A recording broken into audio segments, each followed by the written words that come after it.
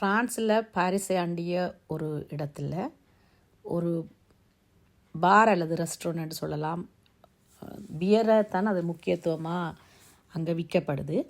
அந்த இடத்துல அங்கேயே அவர்கள் பியரை தயாரிக்கிறார்கள். பீர்ன்னு சொல்லலாம், ஃப்ரெஞ்சு மொழியில் பியர்ன்னு சொல்லப்படுது. இந்த ரெஸ்டாரண்ட்லேயே அல்லது அந்த பார்லேயே அந்த தங்களுடைய தனித்துவமான பியரை தயாரித்து அவர்கள் விற்பனை செய்கிறார்கள். இதை நீங்கள் ஏற்கனவே அங்கே சென்று பார்த்துருக்கிறீர்களா? இந்த பியரும் ஒரு வித்தியாசமான சுவையை கொண்டிருந்தது.